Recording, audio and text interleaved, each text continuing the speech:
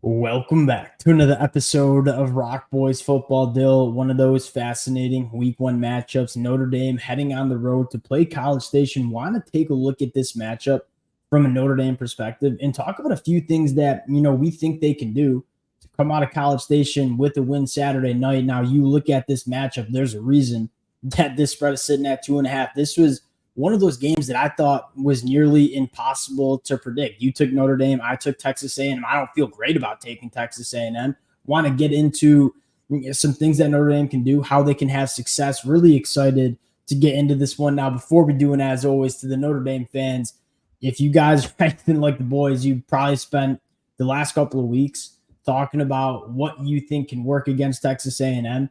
Would love to hear what you guys have come up with in the comments section, things that you think Notre Dame can go to have a lot of success. And if y'all do enjoy the content, consider subscribing to the channel. Appreciate you guys rocking with it. And Dill, the more I think about this game, I come down to, really the same conclusion. And that is whatever team wins on first and second down most is probably going to win this football game, because I look at the two biggest mismatches that we're going to see on this football field. That is Texas A&M's defensive line going up against the Notre Dame offensive line, and it's vice versa. The Notre Dame defensive line going up against Texas A&M's offensive line.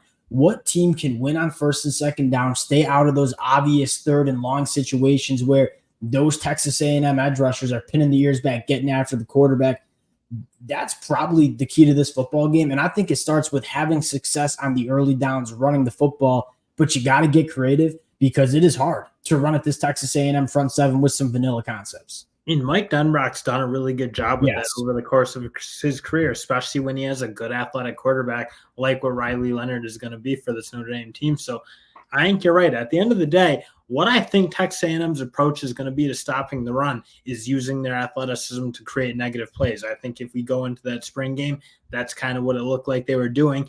But I think if Notre Dame can slow those guys down, if they can use the quarterback as like at least a run threat to slow those edge rushers down on the backside and prevent them from just screaming downhill through various gaps, I think they go a long way in preventing Texas A&M from making too many negative plays against Notre Dame. And if they can get onto that inside of that defensive line, I think can really just kind of run it at them all game. That's kind of my question about this A&M defense is what is the depth like in that interior defensive line? Because they lost a lot of really good players. You think of guys like McKinley Jackson or Isaiah Rakes. I mean, good physical defensive linemen, and they have a really good athletic defensive line. But I wonder if you can just kind of pound them out a little bit in the middle, if you can have some success. Yeah, two things that I'll kind of say off of that. One, the read option is going to be huge because you look at what Georgia Tech just did against Florida State Saturday afternoon. A lot of read option. You had elite edge rushers and Patrick Payton and Marvin Jones Jr. that were kind of just taken out of the football game because of that read option, because of the respect that they had to show to Haynes King. If you're Notre Dame, I'm not saying you have to run Riley Leonard every single game of the season, but specifically in this week one matchup, this is where Riley Leonard's legs are going to have to get involved, because that is one way you can neutralize probably the best position group and the best players on this Texas A&M roster. But I also think you make a really good point. What does this Texas A&M defense look like on the inside without McKinley Jackson, who didn't necessarily fill up the stat sheet, but was elite at being a massive presence on the middle of that defensive line? One other thing I'll go to, Jeremiah Love in space. This is a guy that runs a 10-7 and 100-meter dash, legitimate burners. Look, I love linebacker Torian York. I think he's going to be an all-SEC linebacker, but he's not necessarily the rangiest and fastest linebacker that you see in the country.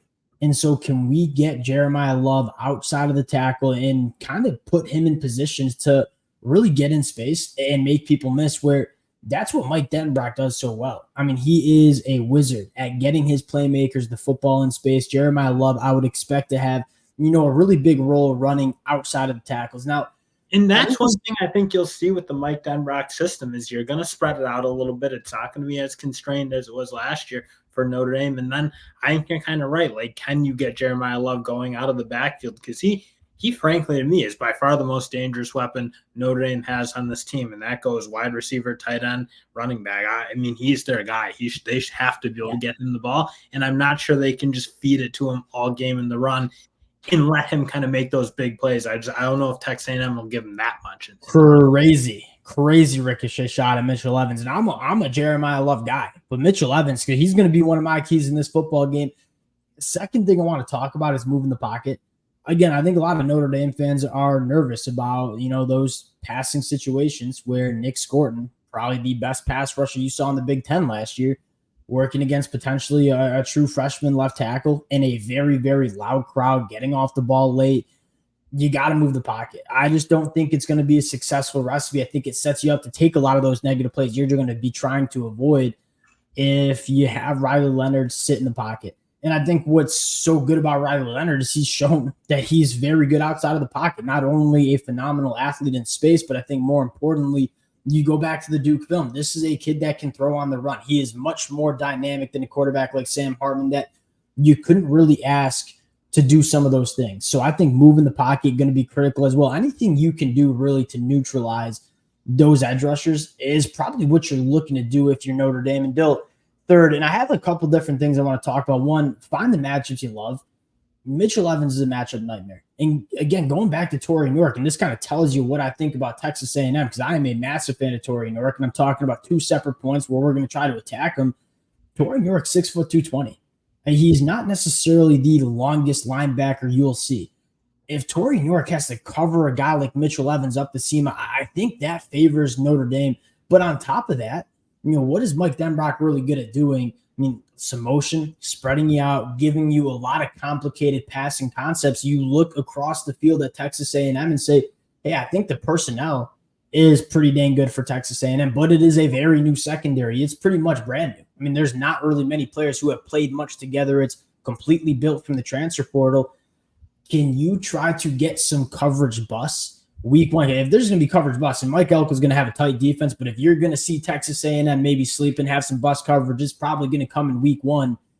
Can Mike Denbrock find those busts and hit those explosive plays? Because we kind of know neither team's going to move the football, I think, routinely. So if you can find some of those explosive plays, it's going to be a massive storyline in this football game. And that is the one thing. And to Mike Elko's credit at Duke, they gave up big plays very, very few times in that or over his tenure, I guess you would say.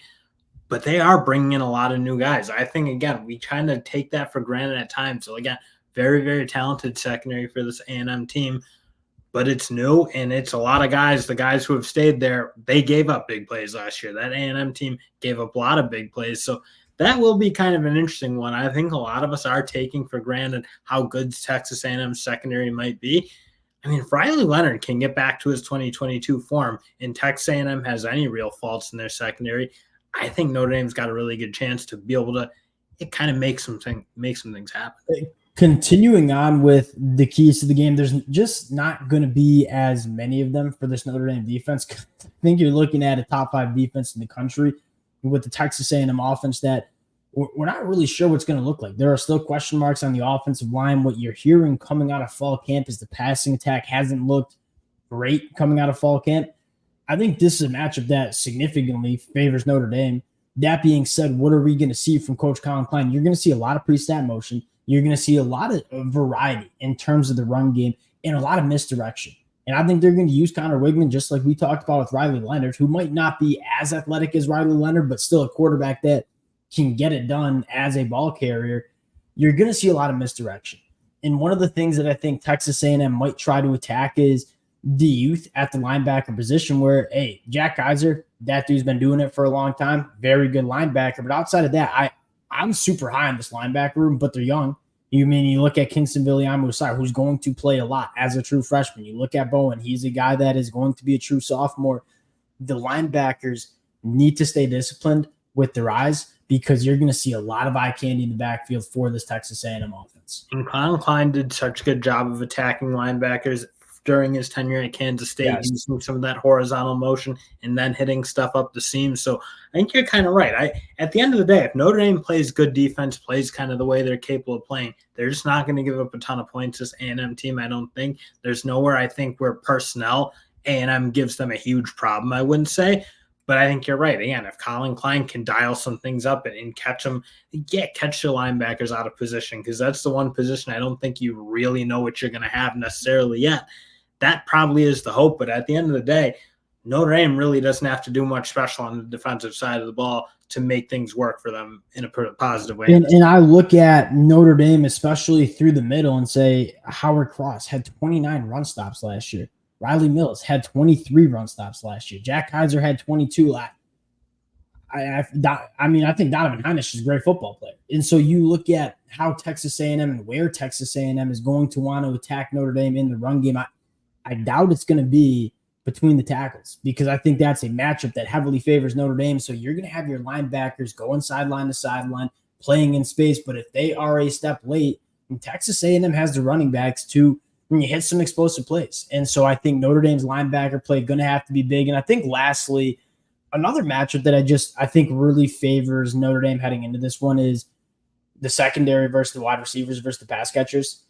Look, Benjamin Morrison's probably the second best cornerback in the country behind Will Johnson. That might be a hot take. Maybe Notre Dame. Maybe I should have stayed in that room. Benjamin Morrison is one of the best cornerbacks in the country. I look at this and say, I'm not worried, especially from what I'm hearing out of fall camp from Texas A&M, where that passing attack has looked rocky. I'm not worried about the cornerbacks sitting on islands against these pass catchers right now. And if it's something that you're going to make Texas A&M prove that they can do it. And so what I'm kind of thinking is, hey, Texas A&M is going to want to run the football. You have a guy in Xavier Watts, for as good as a ball-hawking safety as he is, also had 14 run stops, was phenomenal stopping the run last year. I'm walking those safeties in the box all game and forcing Texas A&M to win vertically against our cornerbacks, which make them show that they can. And so I think the last thing is a Texas A&M, just like Notre Dame, is going to try to stay on schedule, avoid those third and long situations, load the box, stop the run, trust your cornerbacks on islands. Probably the last key to this football game for Notre Dame. And I also think you can use your safeties in sort of that robber look instead of playing in that deep safety look. But again, give Xavier Watts a lot of responsibility in patrolling that short, intermediate, middle of the field. Yeah. Because again, I kind of look, the only unit that I think may need help, and that's kind of stretching it anyway, is that linebacker unit. So again, as much as you can get Xavier Watts around where I think Texas A&M is going to go, I just don't see them throwing the ball deep. I don't think they can pass protect to throw the ball deep on Notre Dame. I don't think they have the wide receivers to beat up on a really, really good group of corners that Notre Dame has. I think the only real answer is kind of Colin Klein going very much back to his Kansas State days in attacking the middle of the field with tight ends and running backs and slot receivers. Let Xavier Watts be a huge part of that kind of part of him. And I think that's a very good point, because, again, I think you're just making Connor Wademan and these wide receivers show that they can win 20-plus yards down the field. And I think you're okay. If you get beat that way, you're probably okay with that. Dill, most important player on this Notre Dame team heading into this matchup. You can go offense, you can go defense. Who are you going with? I think it's Jack Kaiser. I think Jack Kaiser, being the only guy who's really played a ton of football in this Notre Dame scheme on the defensive side of the ball for the linebacker group, I think he needs to have a really big game. And frankly, I think he needs to have a big year. You look, he's going to be basically playing with first and second year guys all year. He needs to be really, really dependable in terms of controlling and managing that defense as a whole.